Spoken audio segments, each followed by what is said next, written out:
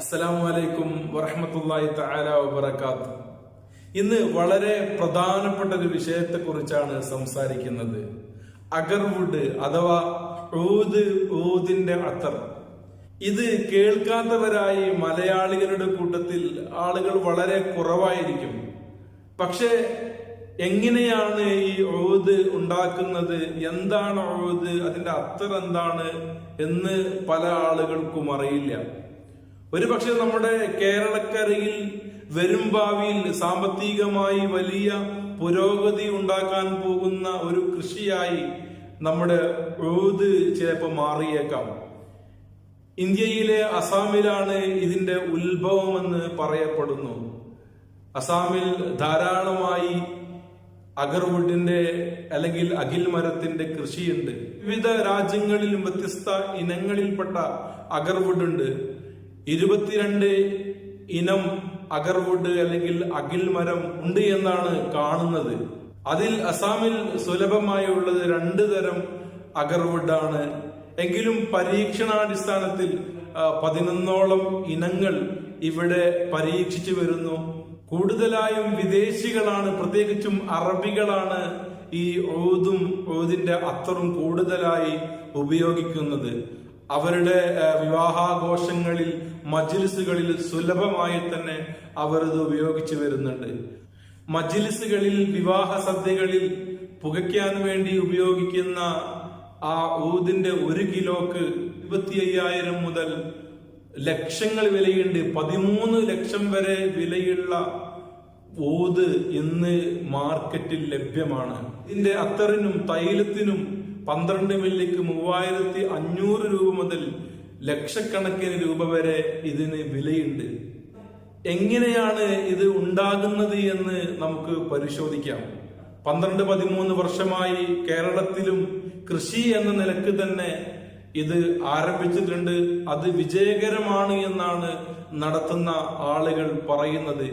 കേരളത്തിലുള്ള കൃഷിക്കാർക്ക്, ബിസിനസിനോട് താല്പര്യമുള്ള ആളുകൾക്ക് ഇതേക്കുറിച്ച് പഠിച്ച് കൃഷി ചെയ്യാവുന്നതാണ്.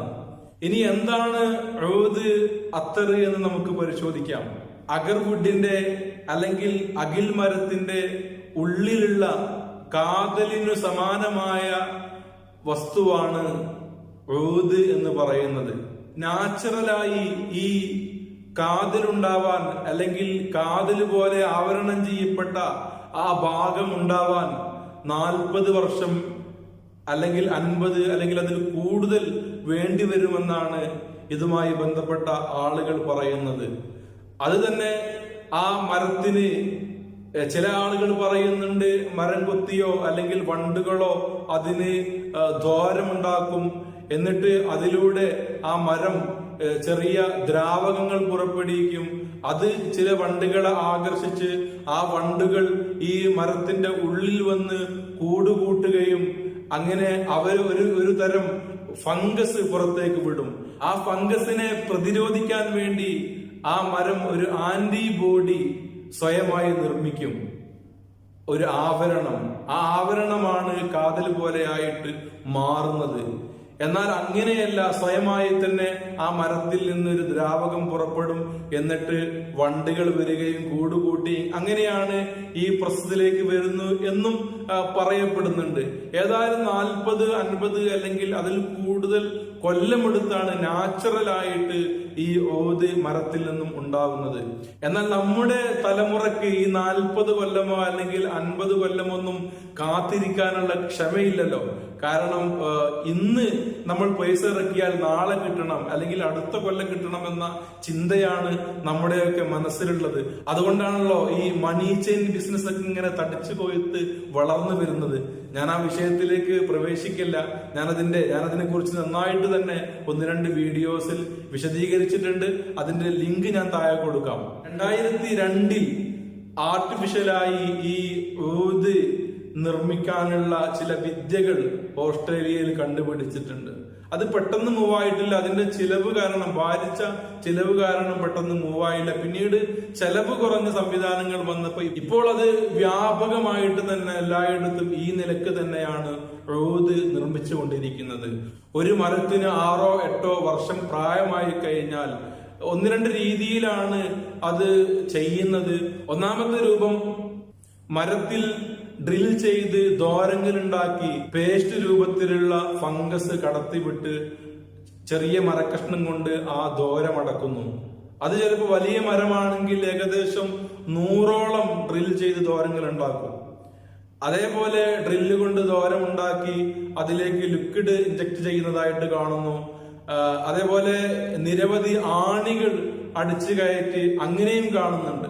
ഏതായാലും ഈ ഫംഗസ് ഇതിന്റെ ഉള്ളിൽ നിക്ഷേപിക്കുമ്പോൾ നേരത്തെ നാച്ചുറലിന്റെ വിഷയത്തിൽ പറഞ്ഞതുപോലെ തന്നെ ഇതിനെ പ്രതിരോധിക്കാൻ വേണ്ടിയിട്ട് ആ മരം ചില ആവരണങ്ങൾ, ആന്റിബോഡി നിർമ്മിക്കും. ആ ആന്റിബോഡിക്ക് എന്തെന്നില്ലാത്ത ഒരു സുഗന്ധമാണ്. അത് ഏകദേശം 100 ഹോള് ഇവര് മരത്തിലിടുന്നുണ്ട്. അത്രയും സ്ഥലങ്ങളിൽ ഈ ആവരണം ഉണ്ടാകും. 2 വർഷം അല്ലെങ്കിൽ 3 വർഷം കഴിഞ്ഞാൽ ഈ മരം മുറിച്ചാണ് ഇതിൽ നിന്ന് ഓതിന്റെ അത്തറും അതുപോലെ മറ്റു പ്രൊഡക്റ്റുകളും വേർതിരിക്കുന്നത്. ഇതിന്റെ പ്രോസസ്സിംഗ് ഇങ്ങനെയാണ്. ഈ മരം മുറിച്ച് അത് നടുവിൽ പൊളിച്ച് അങ്ങനെ ചെറിയ കഷ്ണങ്ങളാക്കി അതിന്റെ കാതൽ നിന്ന് തോന്നിക്കുന്ന ആ ഭാഗം നന്നായി വൃത്തിയാക്കി അത് മാത്രം ഈ ബുഹൂറിന് വേണ്ടി മാറ്റിവെക്കുകയാണ്.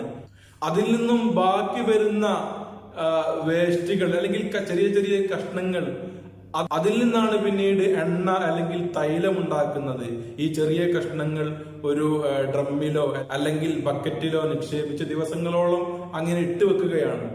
അതിനുശേഷം ചില പ്രോസസ്സിങ്ങിലൂടെയാണ് അത് തൈലമായിട്ട് മാറുന്നത്. ഏകദേശം 40 കിലോ ഈ വുഡിൽ നിന്നും അല്ലെങ്കിൽ ഓതിൽ നിന്നും 20 മില്ലി മുതൽ 40 മില്ലി വരെ മാത്രമാണ് ലഭിക്കുന്നത്. അതുകൊണ്ടാണ് ഇത്രയും വില കൂടുതൽ മാർക്കറ്റിൽ ഇതിനുണ്ടാവാനുള്ള കാരണം.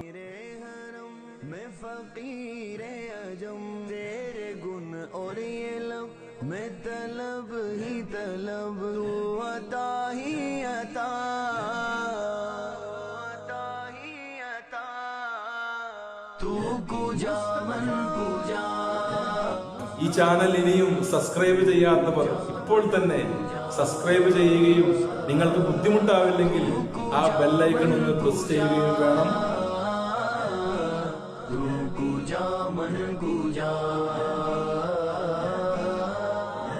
इल्हाम है जामा तेरा क़ुरआन इमामा है तेरा मिंबर तेरा अर्शे बरी मिंबर तेरा अर्शे बरी या रहमतल लिल आलमीन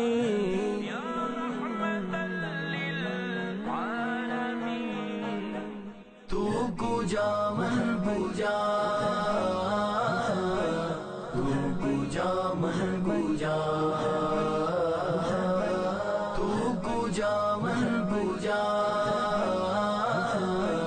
तू पूजा मन पूजा पूजा मन पूजा. തൈലം ഉണ്ടാക്കിയതിന് ശേഷം ബാക്കി വരുന്ന ചെറിയ കഷ്ണങ്ങളെ കൊണ്ട് ചന്ദനത്തിരി ഉണ്ടാക്കുന്നുണ്ട്. അതുപോലെ ബുഹൂറിന്റെ തന്നെ വ്യത്യസ്തങ്ങളായ പ്രൊഡക്റ്റുകൾ ഉണ്ടാക്കുന്നുണ്ട്. അതുപോലെ ഇതിന്റെ ഇലകൾ ഉപയോഗിച്ചുകൊണ്ട് ഊദ് ടീ എന്ന പേരിൽ ഹെൽത്തി ടീ എന്ന് ഗൾഫ് നാടുകളിലൊക്കെ സുലഭമാണ്. ബിസിനസ് എന്നതിനപ്പുറത്തേക്ക് ഹെൽത്തി കൂടെയാണ്. ഒരുപാട് രോഗങ്ങൾക്കുള്ള മരുന്നായിട്ട്, മെഡിസിനായിട്ട് ഈ യോത് ഉപയോഗിക്കുന്നുണ്ട്. കൃഷി ആഗ്രഹിക്കുന്ന, ബിസിനസ് ആഗ്രഹിക്കുന്ന ആളുകളിലേക്ക് ഇതിനെക്കുറിച്ച് പഠിച്ച് ബിസിനസ് ചെയ്യാവുന്നതാണ്. കൂട്ടത്തിൽ പറയാനുള്ളത്, ഇടക്കാലത്ത് വാനില എന്ന് പറയുന്നൊരു കൃഷി വന്നിരുന്നു. ആദ്യഘട്ടത്തിൽ കുറെ ആളുകൾ അതുകൊണ്ട് ലാഭമുണ്ടാക്കി. പിന്നീട് ലാഭമുണ്ട് എന്ന് കണ്ടപ്പോ ഏക്കറക്കണക്കിന് സ്ഥലത്ത് ആളുകൾ എല്ലാവരും കൂടെ ഈ കൃഷി ചെയ്തപ്പോ അവസാനം ലക്ഷക്കണക്കിന് രൂപയാണ് പല ആളുകൾക്കും നഷ്ടപ്പെട്ടത്. എന്നതുപോലെ എല്ലാ ആളുകളും കൂടെ ഈ ഓത് കൃഷിയിലേക്ക് വരികയും അത് വിജയിക്കുകയും ചെയ്താൽ ചിലപ്പോ റബ്ബർ പോലെയൊക്കെ കാശ് കുറയാനൊക്കെ സാധ്യതയുണ്ട്.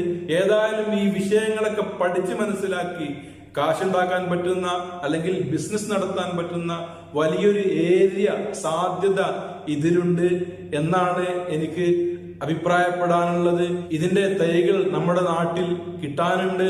ഇതിന്റെ കായിൽ നിന്ന് അതിൽ നിന്ന് വിത്ത് പുറത്തെടുത്താൽ അരമണിക്കൂർ അല്ലെങ്കിൽ 1 മണിക്കൂർ കൊണ്ട് അത് മണ്ണിൽ കുഴിച്ചിടണം. അങ്ങനെ ചില പ്രശ്നങ്ങളൊക്കെ ഇത് വളർത്തുന്നിടത്തുണ്ട്. എന്നാലും 1 കൊല്ലം പ്രായമായ തൈകൾ ഇന്ന് കേരളത്തിൽ തന്നെ കിട്ടാനുണ്ട്. നിങ്ങൾക്ക് ഇന്റർനെറ്റിൽ സെർച്ച് ചെയ്താൽ അവരുടെ കോണ്ടാക്ട് നമ്പർ ഒക്കെ കിട്ടും. ഇതിലുള്ള ഒരു പ്രശ്നം നാം കാണേണ്ടത് വളരെ എണ്ണപ്പെട്ട ഫാക്ടറികൾ മാത്രമാണ് കേരളത്തിലുള്ളത്.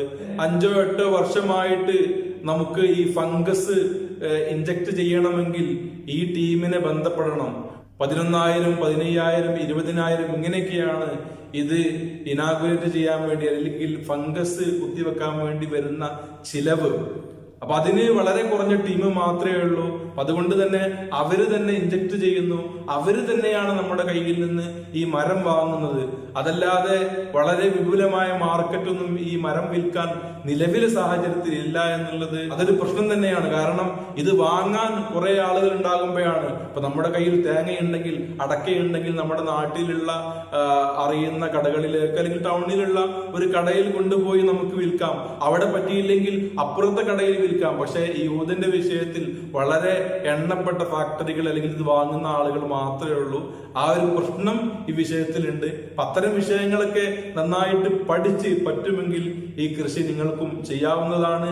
ഈ വീഡിയോ നിങ്ങൾക്ക് ഇഷ്ടപ്പെട്ടെങ്കിൽ ലൈക്ക് ചെയ്യുക, കമന്റ് ചെയ്യുക, ഷെയർ ചെയ്യുക. കൂടുതൽ നല്ല വീഡിയോകൾ കാണാൻ സബ്സ്ക്രൈബ് ചെയ്യുക. അസ്സലാമു അലൈക്കും വറഹ്മത്തുള്ളാഹി തആല വബറകാതുഹു.